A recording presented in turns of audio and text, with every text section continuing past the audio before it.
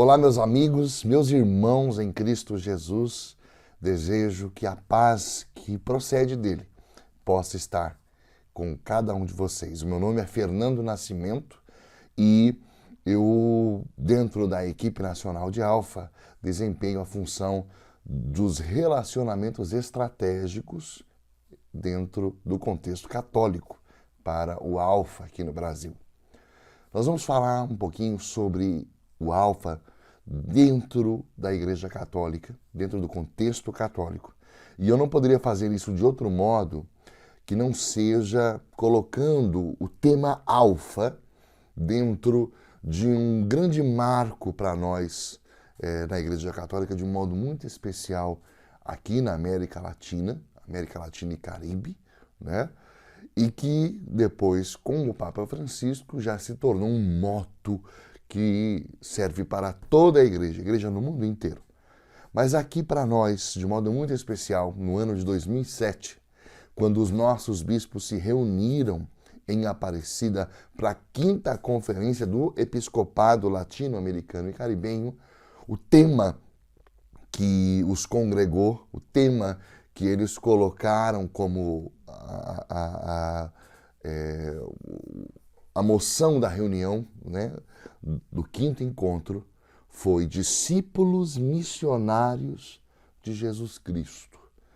Essa dimensão, e é muito interessante, não é discípulo e missionário, é discípulo missionário de Jesus Cristo, um estado permanente. É impossível ser discípulo sem ser missionário ou ser missionário sem ser discípulo.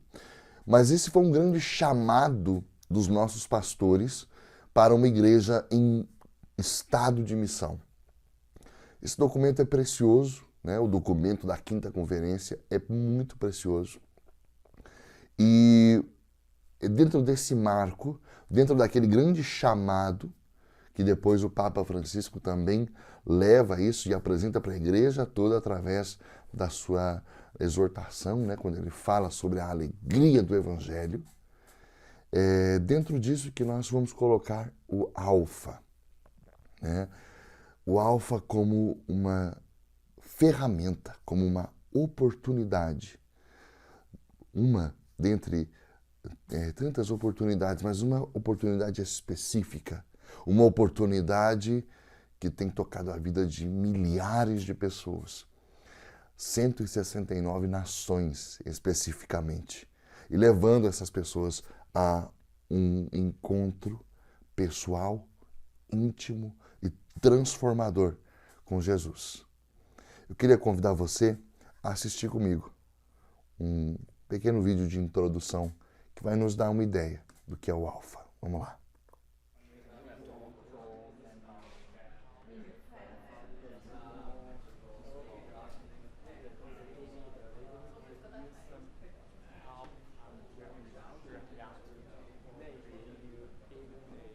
Nick, vamos testar o microfone? Oi, eu sou Nick. Bem-vindo ao Alfa. A vida é corrida. Todos os dias nos fazemos muitas perguntas. O que devo vestir? Como vai estar o clima? O que vai acontecer hoje?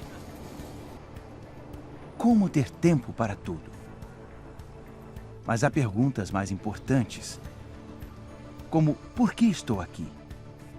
Para onde vou? Isso é tudo? Há algo a mais na vida? Estas são as grandes questões da vida, mas raramente há tempo para pensarmos nelas com atenção. Todos temos diferentes perspectivas sobre o significado da vida e da fé. E Alfa é uma oportunidade para explorar as perguntas importantes. Aqui é um ótimo lugar para nos reunirmos e discuti-las de forma aberta e honesta. Eu sou a Gemma. Eu sou o Toby. E esse é o Alfa.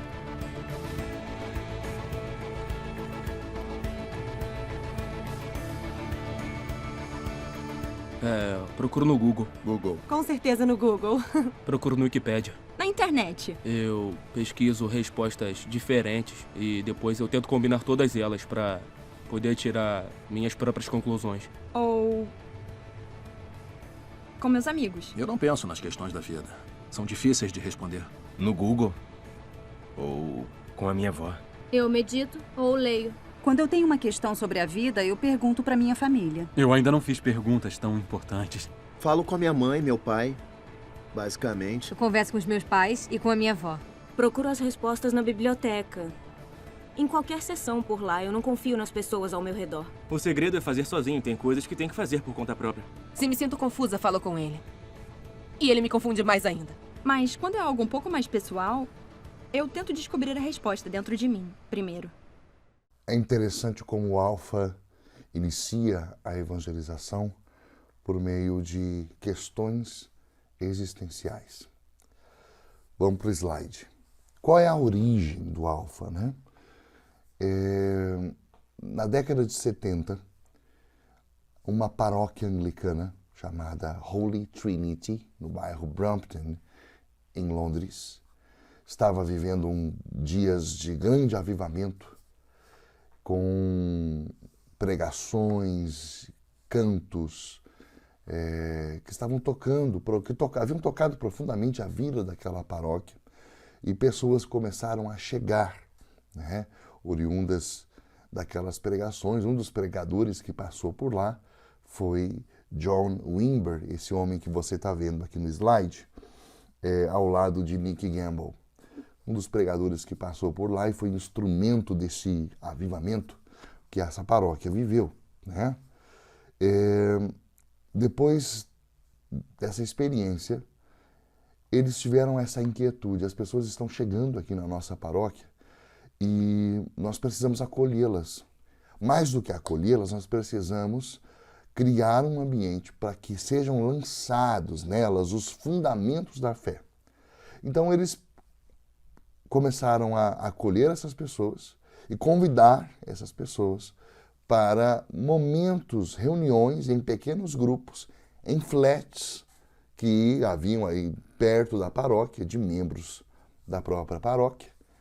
E nessas reuniões o que acontecia? Essas pessoas eram acolhidas, eram convidadas a sentar-se à mesa, comiam juntos, riam, se alegravam, conversavam, e era exposto um tema daquilo que nós chamamos de o querigma, né? A base, o fulcro, assim, o âmago da mensagem do Evangelho.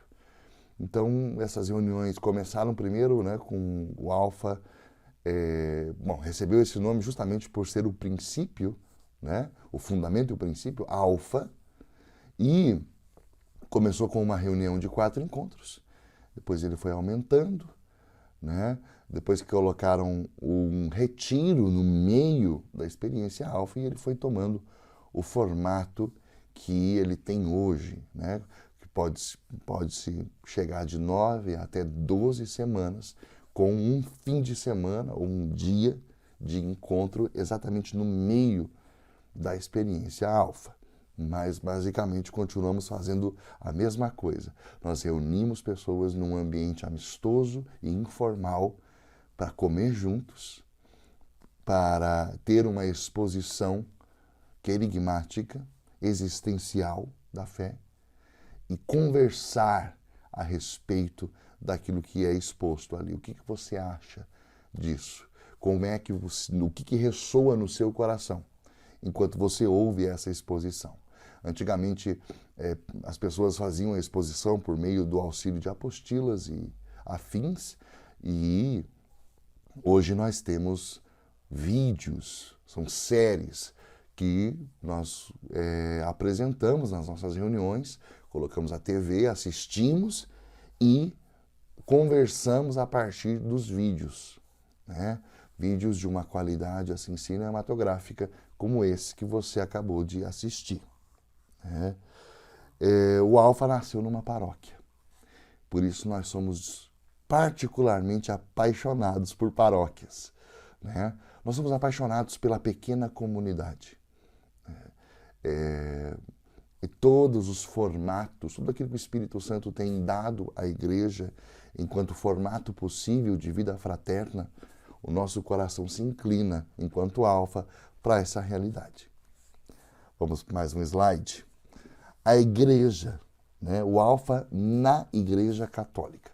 A história foi a seguinte: até o final da década de 80, o Alfa vinha sendo aplicado dentro da paróquia Holy Trinity, e Nick Gamble, né, o reverendo Nick Gamble se tornou o responsável de Alpha.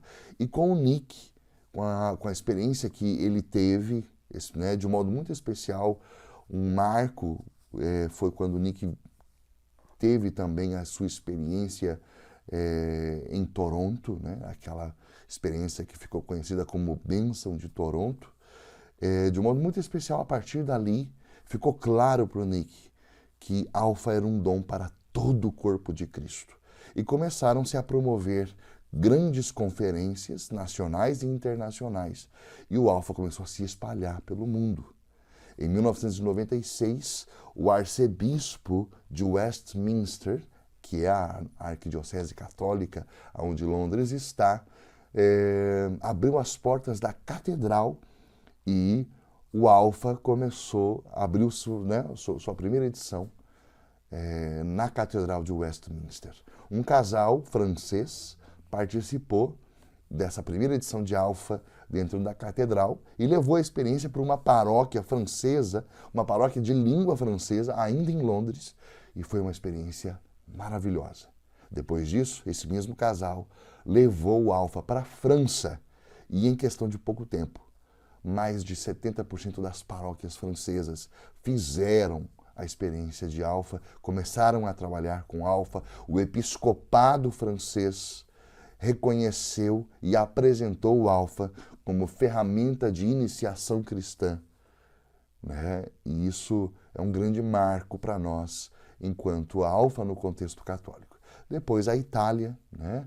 E foi muito interessante porque o pregador da Casa Pontifícia, o Frei Raniero Cantalamessa, hoje Cardeal Raniero Cantalamessa, ele foi um instrumento precioso nas mãos de Deus, porque ele ajudou com que Alpha pudesse ter uma linguagem que falasse com todas as tradições cristãs. Porque quando nós falamos do querigma, nós estamos falando de algo que o documento, o Decreto Unitatis Redintegratio do Concílio Vaticano II, chama de patrimônio comum da fé. É um patrimônio comum. O querigma é o mesmo, o conteúdo é exatamente o mesmo para todas as tradições cristãs. E é por isso que Alpha tocou, de fato, todas as tradições cristãs. E nós temos hoje o Alpha em 169 nações, traduzido para 112 línguas. Eu tenho aqui uma palavra do bispo auxiliar de São Paulo, Dom Carlos Lema Garcia, um grande amigo nosso, e eu quero pontuar, o fato dele ter entrado para a prelazia do Opus Dei quando ele ainda tinha 18 anos. Ele abriu diversas frentes do Opus Dei aqui no Brasil. Ele foi encarregado de organizar a primeira visita de São José Maria ao Brasil. Ele conviveu com o Dom Álvaro del Portillo, que logo já vai estar também na glória dos altares. É um grande homem de Deus, um homem precioso, Dom Carlos. E ele falou a respeito de Alpha, eu quero que você veja comigo. Olha, eu conheci o projeto Alpha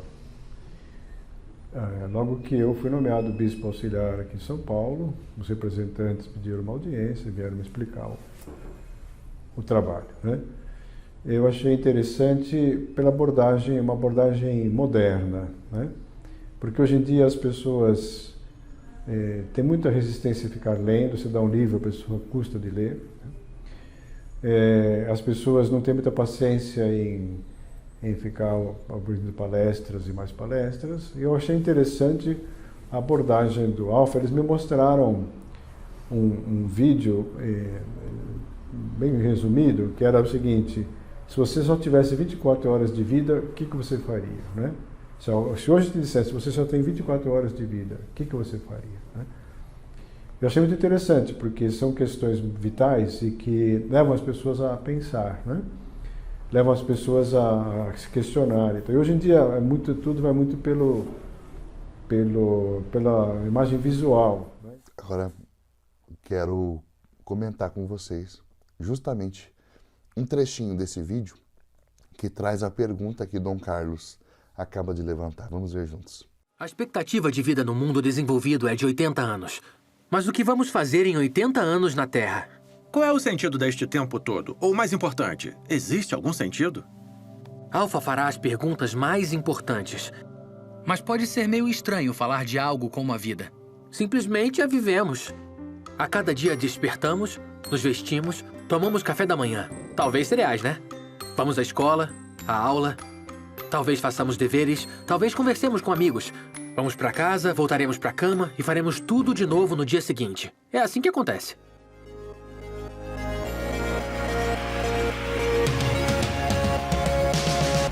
É difícil. Eu não sei. Talvez saltar de um avião. Ah, sim. Alguma loucura como queda livre, algo assim. Queda livre, caiaque, escalar. Arrumar um jato e ir à Nova Zelândia. Olha, eu faria queda livre. Eu gostaria de tocar música. Acho que principalmente pensaria em dar um show incrível. Já que eu estou aqui, talvez fosse patinar e depois a praia. Acho que eu viajaria, com certeza, para a Austrália. Gostaria de ir à Austrália. Não sei, sinceramente, talvez saísse com pessoas, familiares. Não sei, estaria com eles. Acho que eu procuraria visitar um lugar que eu sempre quis conhecer. Eu me reuniria e tocaria música com os meus amigos. E eu passaria muito tempo com a minha família. Gastaria meu dinheiro, faria compras, iria a um spa e faria coisas divertidas.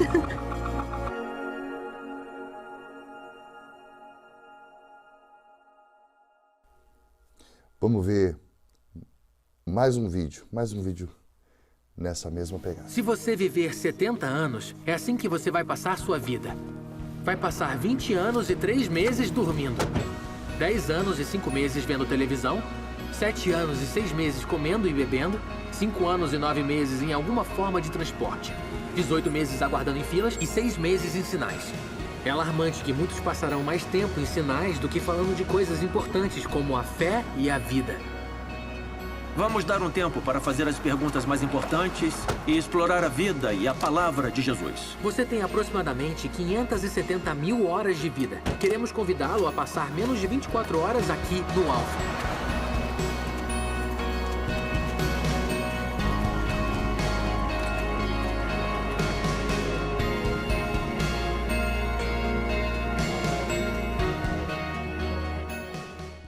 Muito bem.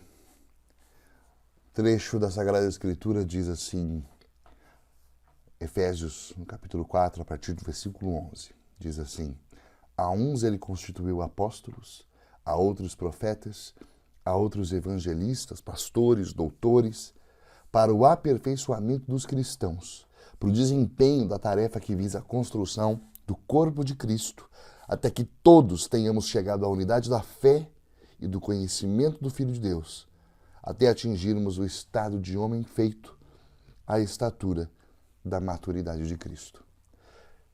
Alpha, dentro de uma comunidade, buscará alimentar a existência destes 5 ministérios, ok?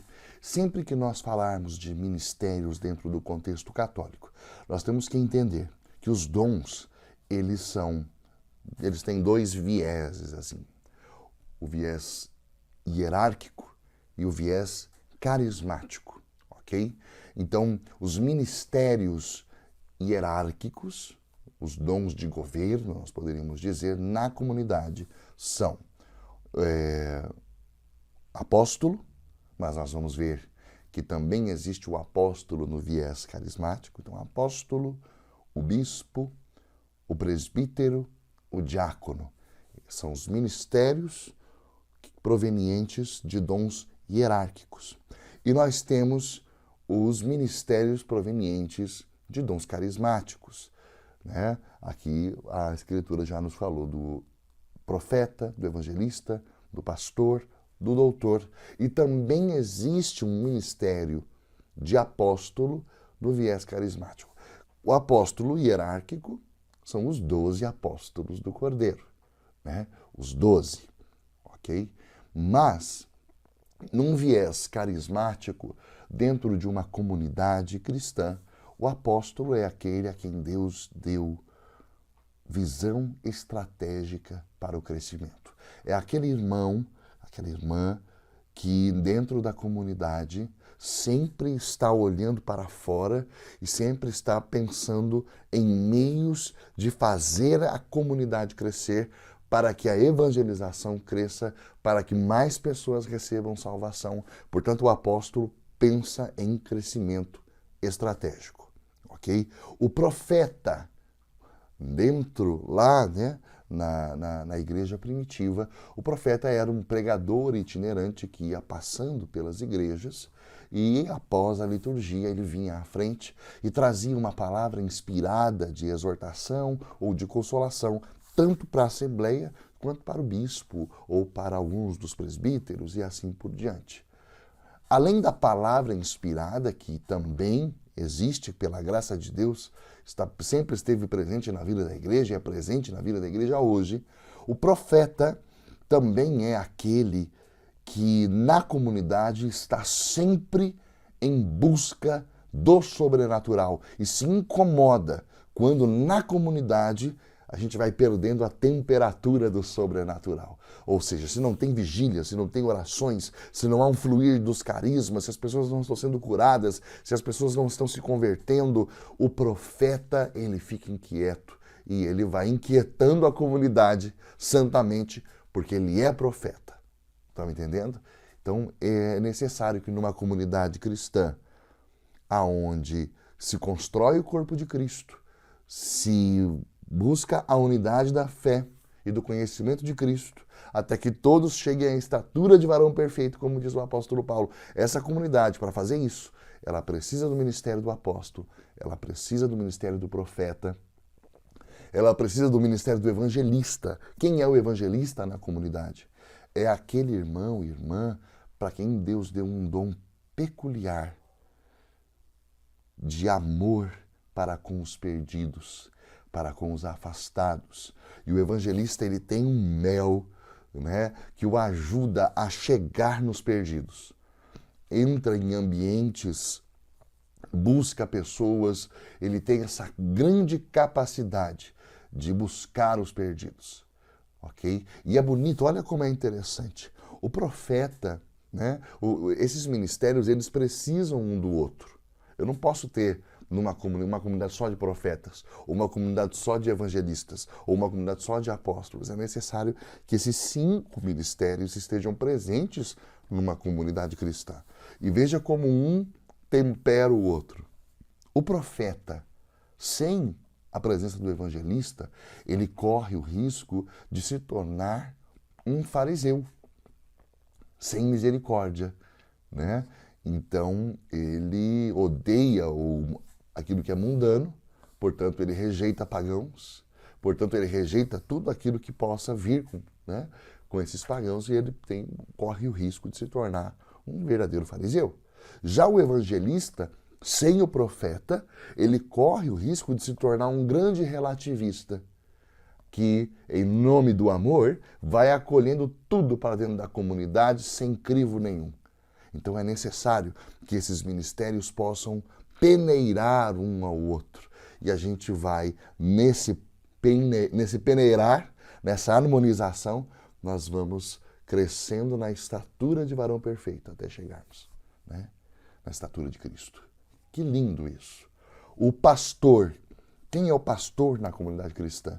São pessoas para quem Deus deu o dom de cuidar de outras pessoas. O pastor é aquele que se importa com o outro, de modo muito especial com aqueles que estão começando na comunidade, aqueles que estão começando no caminho da fé. O pastor é aquele que se preocupa quando a pessoa não vem, aquele que se aproxima, aquele que preza pela perseverança dessas pessoas. O pastor sabe das necessidades, o pastor conhece e cuida das pessoas. E por último, o mestre. Quem é o mestre na comunidade cristã? É aquele irmão, irmã, para quem Deus deu o dom do ensino. E quando o mestre começa a ensinar, é tão saborosa a lei do Senhor na boca do mestre que as pessoas não veem a hora passar. Você com certeza conhece pessoas assim, que você passaria horas e horas ouvindo os ensinamentos. são mestres, ok? Então, eu quero mostrar para você como que o alfa colabora para que surja numa comunidade cristã, para que surja numa paróquia, esses 5 ministérios, ok? O alfa como instrumento no ministério do apóstolo. Eu tenho o exemplo do meu querido amigo, né, do Juninho, que é de São José dos Campos, fundador de uma comunidade, que numa reunião, num treinamento alfa, nós percebemos que havia pessoas oriundas de 12 cidades que eram da comunidade, e naquela mesma noite, depois daquela formação, nós abrimos 12 frentes para a comunidade, ou seja, abrimos 12 grupos de alfa, 12 pequenos grupos que então, ou seja, a comunidade de uma base passou a ter, numa única noite, através da aplicação de alfa, outras 12 frentes. Mas tem também aqui o testemunho de mais uma pessoa que vai falar sobre o alfa como ferramenta para o crescimento estratégico. Alfa como ferramenta para o ministério do apóstolo. Vamos ver juntos. Olá, eu sou o Thiago Dutra, sou fundador da comunidade Exército de Maria. E o alfa para mim foi uma surpresa muito grande, uma grata surpresa e um presente de Deus. Há muito tempo eu senti o desejo de começar a trabalhar com pequenos grupos, mas ficava me perguntando como, onde. Outro desejo que eu tinha muito grande era de expandir, né, a evangelização da comunidade, com mais pessoas engajadas na comunidade, mas não somente isso. Um foco em pessoas que ainda não conheciam o Evangelho, pessoas que ainda não conheciam Jesus, que ainda precisavam ser evangelizadas. E, por providência de Deus, começou a aparecer aqui na comunidade, nos atendimentos de oração e escuta que nós fazemos aqui, pessoas que até mesmo frequentavam a igreja, e não é novidade, que é um problema que nós temos nessa geração, nesse tempo, pessoas que frequentam o templo, frequentam a igreja, a missa e tudo mais. Algumas que frequentam até mais de uma realidade religiosa, ou outras que só iam à igreja católica mesmo, mas não tinham uma experiência pessoal com Jesus e que precisavam daquela catequese básica. Nós começamos então a orar. Eu senti que Deus estava pedindo para nós fazermos o alfa mesmo. Tive um encontro com o Fernando. E aí decidimos parar com os nossos encontros de oração na segunda-feira, que nós chamávamos de grupo de oração, dar uma pausa e fazer o alfa. Para minha surpresa, eu comecei a ver frutos de partilha, frutos profundos de partilha no alfa. E abrimos o segundo alfa em outra cidade, onde mais pessoas começaram a participar. Como a gente começou a perceber que esse segundo grupo também estava rendendo frutos, abrimos o terceiro alfa e já estamos com 3 grupos alfa aqui na nossa comunidade, com pessoas novas engajando aqui na comunidade e tendo experiências incríveis com Jesus. Nós temos visto então essa expansão do nosso carisma, essa expansão do reino de Deus, por meio dessa ferramenta tão poderosa, tão eficaz, que tem tudo a ver com a nova evangelização que São João Paulo II pedia. Então, de fato, para nós o alfa é um instrumento de expansão. Nós temos provado isso. Deus abençoe. Muito bem. Agora eu vou mostrar para você se o alfa pode ou não ajudar o ministério do evangelista. Vamos dar uma olhada nesse slide juntos. Ou seja, buscar pessoas que estão afastadas. O alfa pode ser uma ferramenta para ajudar você a buscar pessoas que estão longe? Vamos ver juntos. Muitos me perguntam por que você se envolveu com o crime. E eu digo, não foi uma decisão consciente, não perguntei na escola, existe um curso para fazer assalto à mão armada? Aconteceu. É o mundo que nos rodeia. E tudo começou com as drogas, as bebidas, essas coisas. Começamos roubando emblemas de carros caros e trocando por outras coisas. E foi evoluindo para o carro inteiro. Eu me envolvi com as pessoas que realmente comandavam tudo. Nós fomos até a casa de um cara que devia a eles muito dinheiro. O dinheiro não era o problema. O problema é que esse cara ficava dizendo para todo mundo que não ia pagar. Então eles tinham que dar um exemplo. Pegaram esse cara. Ele estava no jardim e o filhinho dele também. Então nós saímos do carro, pegamos ele e colocamos no carro, sentado no meio. E dirigimos até uma pedreira. E tiraram um cortador de grama do porta-malas, deram para mim e disseram assim: corte os pés dele. E eu cortei os pés dele. Eu arranquei os pés. E essa foi a minha iniciação. E tudo só foi piorando. Resumindo bem, Tribunal Leeds Crown, sala número 3. Fui condenado a 7 anos e meio. E eu pensava assim: é isso. O jogo é esse. Se é pra ser mal, eu vou ser o pior tipo de pessoa que posso ser. E aí me transferiram para vários presídios. Eu fiquei recluso e fui pra prisão de segurança máxima por causa do meu comportamento. E aí um rapaz se aproximou, um outro preso. Ele chegou e disse: aí, você quer participar do curso Alpha? Eu não fazia ideia do que ele estava falando. Eu disse: olha, sai da minha frente antes que eu quebre sua cara. Eu não pensei mais nisso, e no dia seguinte o mesmo cara se aproximou segurando uma prancheta de novo. Eu tava só esperando ele para começar a porrada. E ele deve ter percebido que eu não estava bem, porque ele falou 3 frases muito rápido. Ele disse: você fica a quarta-feira livre, ganha café de graça e biscoitos de graça. Beleza, a gente se vê na quarta. E a gente começou a dar trabalho para eles. Muito trabalho. A única coisa que me parou não foi o que eles disseram, porque eu não estava escutando, mas foi como o disseram. Eles me trataram com amor e compaixão. Fizeram isso todas as vezes. Então eu sentei na minha cama e fiz a primeira oração verdadeira que eu já tinha feito. Eu não sabia se estava fazendo certo ou não. Foi mais ou menos assim: Deus, eu preciso de você para tirar a raiva, a violência e o ódio de mim. Eu preciso de você para tirar os vícios que eu tentei vencer, mas que perdi todas as vezes. E se fizer isso por mim, eu vou viver o resto da minha vida por você. Na manhã seguinte, acordei, como todas as manhãs, e eu fui pegar um cigarro para fumar, como eu sempre fazia, mas não consegui tocar nele. Tudo naquilo, a aparência, o jeito, o cheiro, tudo me deixava enjoado. E eu sabia o que tinha que fazer, então eu peguei as drogas que eu tinha e joguei pela janela da cela. E assim que fiz isso, eu comecei a me sentir um pouco melhor.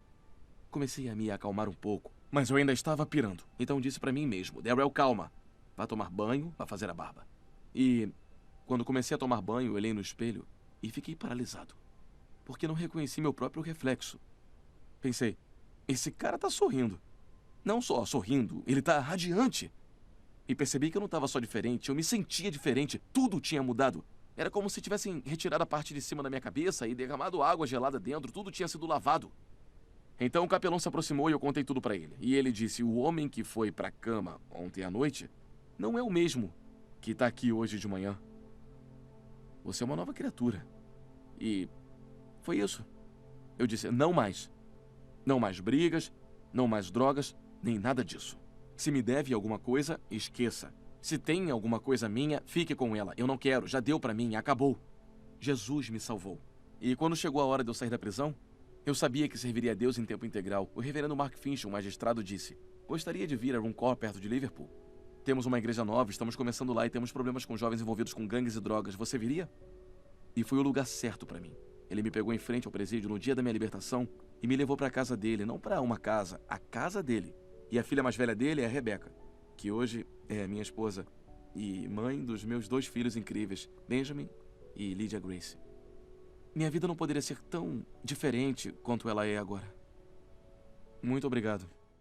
Muito bem. Agora vamos ver o Alfa atuando no ministério do profeta, ou seja, aquele que se preocupa que numa reunião aconteça o sobrenatural. Isso tem acontecido em reuniões de Alfa? Vamos ver juntos esse vídeo. Oi, boa tarde. Eu sou Ana Cristina, aqui de Maringá. Faço parte da comunidade da Catedral Nossa Senhora da Glória. Estou inserida no grupo Raio de Luz, da qual eu participo. E no momento de encontro, de oração que tivemos com um dos representantes do Alfa no Brasil sobre cura e libertação, eu recebi uma cura de Jesus. Naquele momento, nós fomos convidados a rezar, pedindo cura para alguma enfermidade, e eu estava começando a apresentar novos sintomas de herpes zoster. sentindo uma dor já interna, né, na axila, que seria o primeiro sintoma para depois surgir as feridas e aí depois poder serem tratadas, né, com medicamento. Para quem já teve, sabe que é uma dor bem intensa, esse primeiro estágio, e depois, quando soltam as feridas também. Então, naquele momento, eu clamei pela presença de Jesus para Ele realmente me curar. Coloquei a mão sobre a minha axila esquerda, onde estava doendo, e me abri, né, à presença de Jesus para que Ele realizasse a sua obra ali em mim. E pela graça eu recebi essa cura. Fui curada em nome de Jesus e para provar realmente que Jesus está vivo no meio de nós, realizando milagres ainda no dia de hoje. Muito bem. O Alfa colabora com o ministério do pastor, ou seja, aquele que tem desejo de cuidar das pessoas, fazer com que as pessoas perseverem. Vamos dar uma olhada nesse testemunho.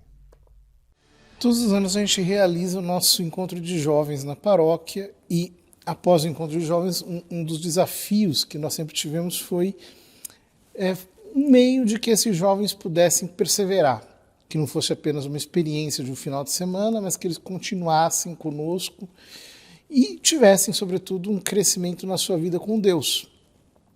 Foi aí que eu conheci o Alfa e essa ferramenta trouxe uma diferença imensa para a nossa realidade. Nós tivemos a perseverança da maior parte dos jovens que fizeram o encontro, coisa que realmente não acontece. O número daqueles que perseveram costuma ser um número pequeno. Dessa vez não, foi um número muito grande de jovens que continuaram. E eles estão crescendo. Eu vejo na missa, vejo na igreja durante a semana, vejo eles buscando a Deus, rezando, interessados em participar da vida da igreja. Ou seja, o Evangelho entrou no coração deles e isso está produzindo frutos de santidade e de perseverança para eles também. E o Alfa no ministério do Mestre? Pessoas que se preocupam com o ensino nas suas comunidades. Será que o Alfa colabora? Vamos assistir juntos mais esse vídeo.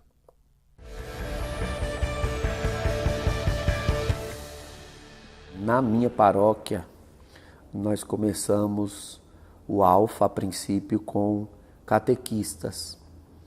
Eu verificava o dado de que há muitos anos nós partimos de um pressuposto equivocado, de que os jovens e as crianças, eles chegam na igreja com o mínimo necessário e que a função do catequista seria apenas a de aprimorar uma educação católica que já venha de berço. Mas isso não é verdade. Não é verdade.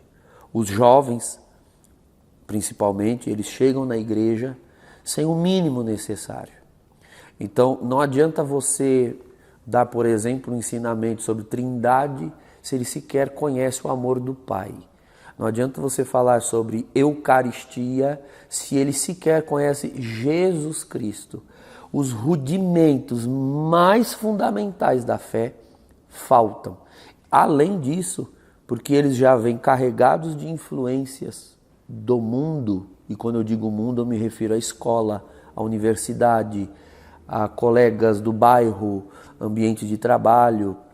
Eles vêm com uma série de pré-conceitos a respeito de religião, de igreja, de evangelho, que são categorias conhecidas no Ocidente todo, mas elas estão carregadas de uma carga pejorativa, de aversão. E é necessário, assim que os jovens e as crianças chegam, eles passarem por um processo de purificação desses conceitos. E é o Alfa quem oferece isso, uma vez que os catequistas experimentaram a ferramenta e agora eles têm condições de aplicar. o início, os 2, 3 primeiros meses de catequese são exclusivamente a ferramenta alfa aplicada sobre os jovens. E ao fazerem uma experiência aí sim profunda de evangelho, eles têm condições de receber a doutrina. Primeiro o evangelho, enquanto experiência, enquanto contato com Jesus Cristo, pelo poder do Espírito Santo. E em seguida, então, a doutrina tem penetração na alma e na mente. Dar a doutrina sem aplicar essa ferramenta antes, vinha sendo uma espécie de tentativa de colar na parede uma folha sem antes passar cola. Você não tem o elemento aglutinador, o elemento de aderência. O Alfa ofereceu isso. Muito bem. Uma outra coisa que é importante nós entendermos é que a igreja precisa buscar o homem de hoje onde ele está. E um dos principais problemas é a falta de sentido. Veja comigo esse slide. O Alfa, ele busca explicitar as dores oriundas da falta de sentido, para então oferecer o evangelho como resposta ao coração do homem. Vamos ver juntos esse vídeo? Vamos ver. O ator Jim Carrey disse uma vez: gostaria que todos pudessem ser ricos, famosos e terem tudo o que sonharam, para que percebessem que essa não é a resposta. Muitas pessoas sonham com um nome reconhecido, com fama e fortuna. Muitos sonham em encontrar a felicidade nas relações, carreira, dinheiro, no que for. Mas você já teve aquela sensação de que, por melhor que isso seja, tem de haver algo a mais na vida? Sim, e geralmente a vida não é como pensamos que deveria ser. E mesmo quando acontece de conseguirmos alcançar nossos sonhos, de alguma forma não é suficiente. Não conseguimos nos satisfazer e parece que falta algo. O comediante e ator Russell Brand disse: drogas e álcool não são o meu problema. A realidade é o meu problema. As drogas e o álcool são a minha solução para preencher esse vazio dentro de mim. Jesus disse: eu sou o pão da vida. Em outras palavras, eu sou aquele que acalma o desejo que está no coração de cada ser humano. Jesus afirmava ser a única pessoa que pode satisfazer essa necessidade espiritual. Freddie Mercury, o vocalista da banda de rock Queen, acumulou uma enorme fortuna e atraiu milhões de fãs, mas admitiu em uma entrevista pouco antes de morrer que estava muito só. Ele disse isso: você pode ter tudo no mundo e ainda assim ser o homem mais solitário. Esse é o tipo de solidão mais amarga. O sucesso me deu a idolatria do mundo e milhões de libras, mas me impediu de ter uma coisa que todos precisamos: um relacionamento amoroso e duradouro. Jesus disse: eu sou o caminho, a verdade e a vida. Realmente há só um relacionamento que é totalmente amoroso e que dura para sempre, e é o relacionamento com Deus. E Jesus disse: eu sou o caminho para este relacionamento.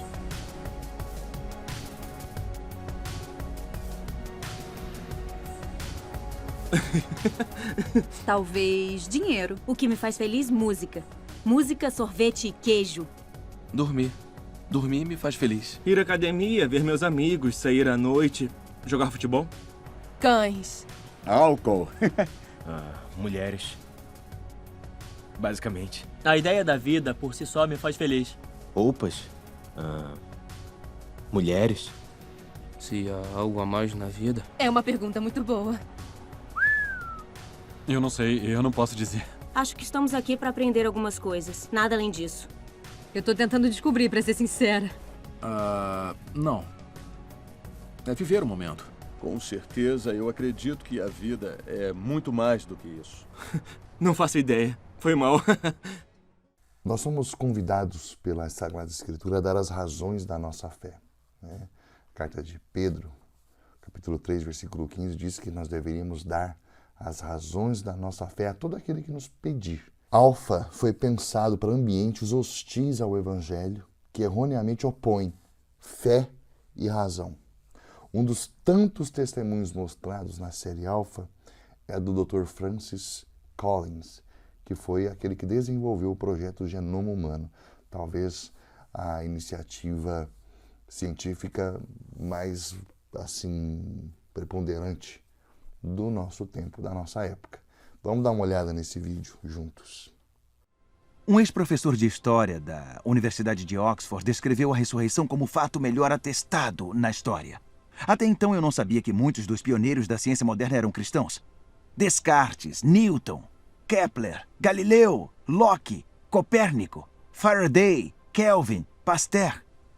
Francis Collins, um dos maiores cientistas do nosso tempo, diretor do projeto Genoma Humano, que mapeou 3 bilhões de letras do DNA humano, considerado por muitos o empreendimento científico mais significativo do nosso tempo, descreveu como ele encontrou Jesus e passou a acreditar na verdade do cristianismo. Bem, na casa onde eu cresci, não falávamos muito sobre fé. Meu pai era um professor de teatro, minha mãe era uma dramaturga.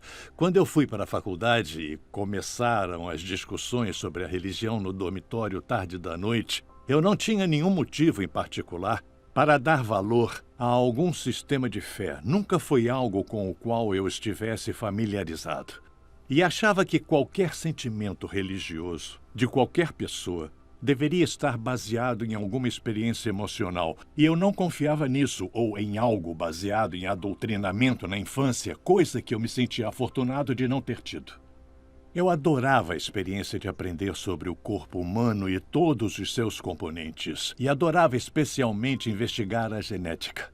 Mas eu acabei no meu currículo escolar médico indo parar à beira do leito de pacientes doentes. Aquilo não era mais um estudo abstrato de moléculas e sistemas, eram pessoas reais. E uma tarde, uma das minhas pacientes, uma mulher idosa incrível com cara de avó, que tinha uma doença cardíaca terrível, começou a sofrer uma dor torácica enorme enquanto eu estava com ela. Por fim superou aquilo e depois então me explicou como a sua fé era a única coisa que a ajudava naquela situação. Ela percebeu que os médicos em volta dela não a ajudavam muito, mas a sua fé sim. E depois que ela terminou de fazer uma descrição muito pessoal dessa fé, ela se voltou para mim. Até então eu estava em silêncio. Ela olhou para mim com curiosidade e disse: "No que você acredita, doutor?" E finalmente eu tive que admitir para mim mesmo que aquela pergunta me fez perceber que eu tinha chegado à resposta para a questão mais complexa que os seres humanos precisam enfrentar. Deus existe? E eu cheguei à resposta sem nunca ter parado para analisar as evidências. E eu me considerava um cientista. Se há uma coisa que os cientistas afirmam que fazem é que chegam a conclusões baseadas em evidências. E eu não tinha me dado ao trabalho de fazer isso. Eu fui auxiliado por um homem de fé que morava próximo à minha casa. Eu fui até ele e fiz perguntas sobre tudo. Ele me deu um livro de C.S. Lewis chamado Cristianismo Puro e Simples. Porque ele era um acadêmico de Oxford, um intelectual prodigioso, que passara pelas mesmas situações. Naquelas páginas eu percebi pela primeira vez que era possível uma pessoa chegar a crer com fundamentos racionais e, de fato, tendo também em consideração muitos indicadores a nosso redor em termos de universo e de um princípio, e a combinação perfeita de todas as constantes que determinam o comportamento de matéria e energia que parecem programados de uma forma tão precisa que tornam a vida possível. E muitas outras coisas, incluindo a minha amada matemática, e o motivo de ela realmente funcionar para descrever o universo é o que faz você pensar que o Criador deve ser matemático. Isso me levou então à pessoa de Jesus Cristo. Como uma pessoa da qual historicamente existiam muitos documentos, isso era novo para mim. Eu achava que Cristo era um mito e tanto quanto sua história, mas percebi depois de ler mais que ele foi uma figura histórica e que temos bastante evidência sobre a sua existência e os seus ensinamentos, e até sobre a sua ressurreição da morte, literalmente falando. Naquele dia, ao lado da maca da minha paciente, começou uma jornada para mim. Uma jornada que eu não queria começar, mas que sentia que era necessária. Uma jornada que eu pensei que resultaria no fortalecimento do meu ateísmo, mas que, para minha surpresa, resultou na minha conversão. Que maravilhoso, né? Vamos continuar nos nossos slides. O alfa, de modo muito especial, ele se insere dentro de um período chamado de pré-catecumenato. Dá uma olhada nesse slide. Você está vendo esse livro vermelho? É chamado de Rito de Iniciação Cristã de Adultos, o RICA. A iniciação cristã é dividida em 4 etapas, né? Ela é dividida em pré-catecumenato, catecumenato, purificação e iluminação e mistagogia. Cada uma dessas etapas tem um propósito específico. O pré-catecumenato é um momento no qual a igreja espera que a pessoa seja exposta a um anúncio do Evangelho. E que ao ser exposta por este anúncio, ao anúncio do Evangelho, a pessoa faça uma experiência de fé, de conversão, de voltar-se para Deus. Dentro desse processo, o Alfa oferece elementos para um pré-catecumenato e realiza isso bem dentro das diretrizes do rito de iniciação cristã de adultos da Igreja Católica. O RICA pede, por exemplo, que o pré-catecumenato aconteça num ambiente informal, de amizade, né? É exatamente isso que o Alfa proporciona, né? Ao redor da mesa, um tremendo ambiente, o Alfa proporciona isso. Então, assim, é uma ferramenta que atende ao grande anseio por um renovado ardor na iniciação cristã. Em Aparecida, vamos ver junto esse slide, os bispos pediram: sentimos a urgência de desenvolver em nossas comunidades um processo de iniciação cristã que comece pelo querigma e que, guiado pela palavra de Deus, conduza a um encontro pessoal cada vez maior com Jesus Cristo, perfeito Deus e perfeito homem, experimentado como plenitude da humanidade, e que leve à conversão, ao seguimento em uma comunidade eclesial e a um amadurecimento de fé na prática dos sacramentos, do serviço e da missão. Número 289. Ok? Muito bem. Vamos ver esse slide aqui. O primeiro elemento fundamental para conduzir um pequeno grupo de Alfa é a intercessão antes, durante e depois de cada reunião de Alfa. O conteúdo você tem através dos vídeos, ok? As pessoas vão conversar a respeito daquilo que acabaram de assistir e vão falar aquilo que pensam. E quando eles falam aquilo que pensam, como que ressoa essas coisas no coração, nós ainda não estamos aqui preocupados com o certo e o errado na fala de cada um dos participantes. Ainda não é catequese, né? No processo de catequese, não se trata da opinião de um ou de outro. A catequese é para falar sobre a verdade da fé. Já é um segundo processo, né? As opiniões pouco importam no processo da catequese. A igreja diz isto. Isso é o que importa na catequese. Mas no pré-catecumenato, nós ainda estamos proporcionando uma experiência de fé, onde cada pessoa precisa ser protagonista. Então, a Alfa vai ajudar que as pessoas que as pessoas comecem a partilhar, jogar para fora aquilo que pensam. E isso é muito importante. Já que você não vai dar ensinos, já que você não vai fazer uma pregação, já que o conteúdo já está pronto, o que você precisa fazer? Você precisa ser um intercessor, porque o Alfa tem tudo para ser um fracasso se o Espírito Santo não agir. Agora, se o Espírito Santo agir, o Alfa tem tudo para ser um instrumento de poder, de renovação das nossas comunidades. E ele tem sido na vida de muitos. Então, intercessão antes, durante e depois de Alfa. Hospitalidade é o outro slide. Vamos ver juntos. Partilha em vídeo e conversa amistosa. O ambiente precisa ser gostoso, arrumado, acolhedor, alegre. No Alfa se come do início ao fim. Uma boa pizza, uma boa refeição, um café caprichado, uma boa sessão regada a pipocas que seja. É imprescindível que o ambiente seja exatamente aquele mesmo da mesa cheia e alegre dos encontros entre amigos. Vamos mais um slide. Como que eu inicio uma reunião? Olha para mim aqui, meu irmão. Como é que inicia uma reunião lá na sua casa? Simples. Antes das pessoas chegarem, você prepara a mesa, você coloca os refrigerantes, as bebidas, o comes e o bebes, você prepara tudo, né? As pessoas vão chegando, Você acolhe as pessoas na porta, as abraça, bem-vindo, você leva as pessoas até a mesa, você convida as pessoas a se servirem. Chegou outra pessoa, você vai buscar essa pessoa, se elas não se conhecem, você introduz umas às outras, deixa elas conversando e você vai recebendo os convidados até que todos estejam ali.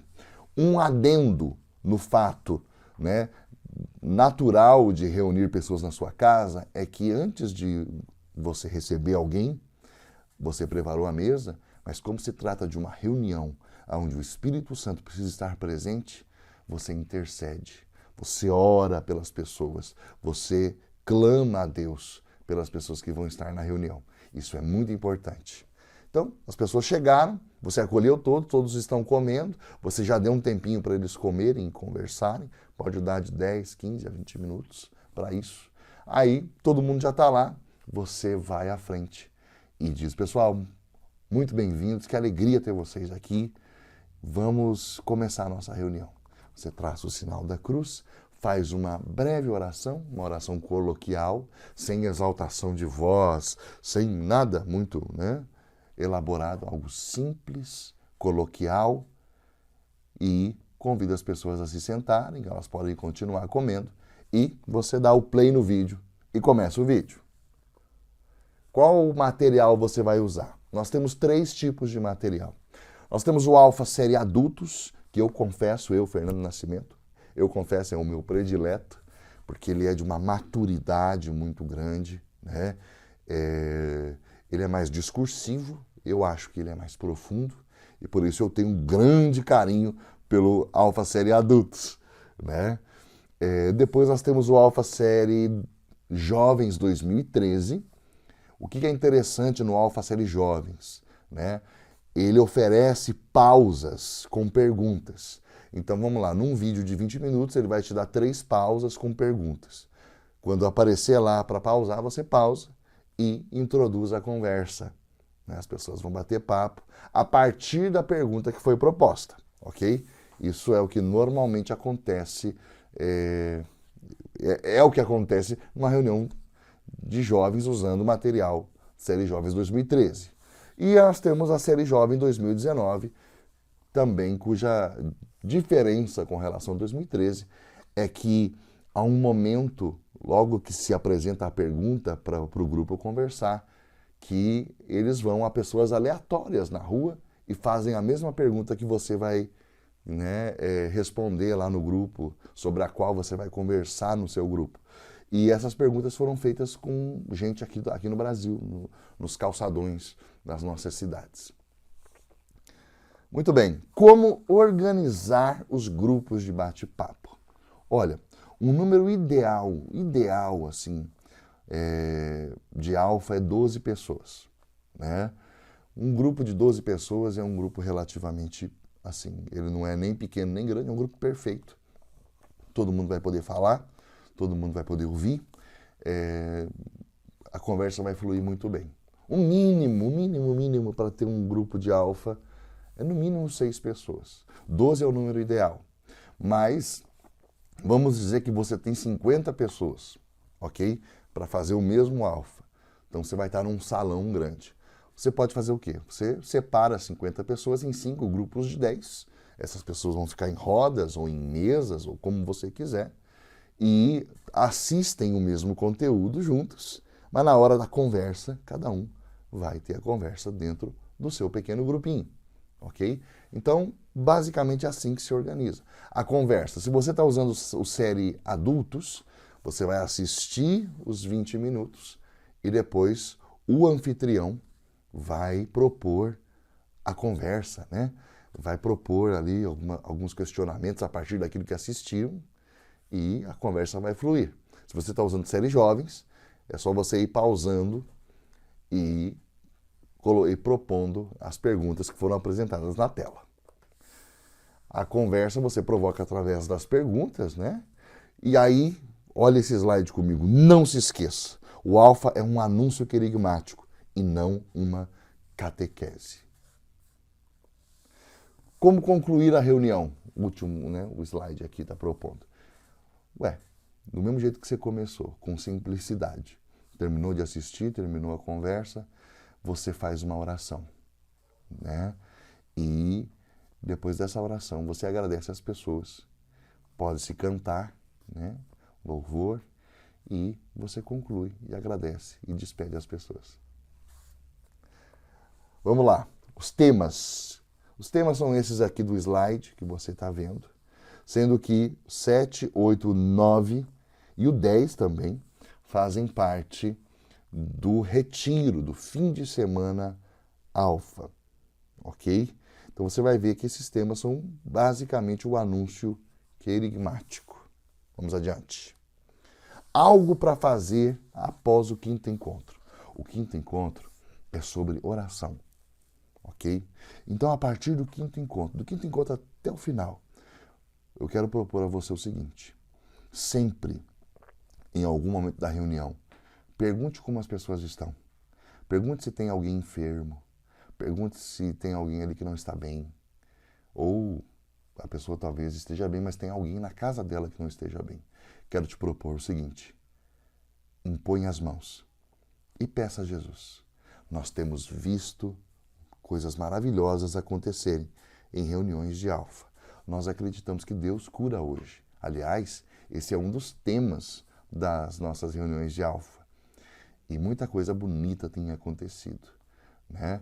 Enquanto comemos pizza, enquanto assistimos vídeo e enquanto amamos uns aos outros e rezamos. Jesus, que está vivo, anda no nosso meio e cura as pessoas. Vamos adiante. O dia alfa, o fim de semana alfa, vamos ver esse slide, é um momento marcante, profundo e transformador. Ele é todo voltado à pessoa do Espírito Santo, seus dons e a possibilidade de ficarmos cheios dele. Uma formação é oferecida aos anfitriões para melhor conduzir o dia alfa. Aqui eu queria que você visse comigo um vídeo do pregador da Casa Pontifícia, Raniero Cantalamessa. Tudo que o Espírito Santo toca, o Espírito Santo transforma. Então é normal que a experiência com o Espírito Santo traga alguma transformação, mesmo em nossos sentimentos, em nossas emoções, em nosso modo de nos expressarmos. São Paulo diz na carta aos Efésios: não se embriaguem com álcool, com vinho, mas deixem-se encher pelo Espírito. Então, de alguma forma, diz que os efeitos da chegada do Espírito Santo são como uma embriaguez. Mas é um tipo muito especial de embriaguez que deixa as pessoas estáveis. Não trêmulas. É normal quando nos aproximamos do Espírito Santo que haja uma reação de risos, ou lágrimas, ou pulos de alegria, ou falar em línguas. Então, eu diria, não devemos temer o Espírito Santo. Eu devo confessar que a primeira vez que eu experimentei esse tipo de presença do Espírito foi numa incontida vontade de rir, mas eu entendi que foi um tipo muito especial de risada. Eu me senti sendo sacudido pelo Espírito Santo. Então, se alguém, da primeira vez que se aproximar do Espírito Santo, se sentir sacudido, eu encorajaria essa pessoa a se apegar a isso, porque o Espírito Santo é um espírito de alegria, de liberdade. E onde está o Espírito do Senhor, ali há liberdade, diz São Paulo. Muito bem. Muito bem. Dá uma olhada nesse slide comigo. Como é que eu faço para acessar o Alfa, Fernando? Você vai entrar no meu.brasil.alfa.org e lá embaixo você vai ver meio de você fazer o primeiro acesso. Lá você vai se cadastrar, vai preencher os dados. E depois de preencher os dados, você vai criar o seu grupo de alfa. Vai ter que dizer qual é o dia que vocês vão se reunir, a hora que vocês vão se reunir, o lugar onde vocês vão se reunir, né? E depois disso, você vai ter acesso a todos os vídeos e a uma caixa de ferramentas que o Alfa dispõe para você poder divulgar seu Alfa, tem artes lá para você usar no Instagram, no Facebook, por aí vai. Apostilas para ajudar você a preparar a reunião. Tá tudo ali, à sua disposição. E aqui eu coloco o meu contato para você, né? Meu telefone, meu e-mail, você pode fazer contato. Vai ser uma alegria poder te ajudar. Meu querido irmão, minha querida irmã, nós estamos concluindo não chamaria nem de aula, essa conversa que nós estamos fazendo aqui, pedindo a Deus que use a sua vida e que a Alfa seja uma ferramenta para a sua comunidade, para que surjam mais apóstolos, profetas, evangelistas, pastores, mestres, e que a sua comunidade cresça na unidade da fé e no conhecimento de Cristo, e que as pessoas da sua comunidade possam crescer à estatura do varão perfeito, que é nosso Senhor Jesus Cristo. Deus te abençoe por intercessão da Virgem Maria. Um abraço. Tchau, tchau.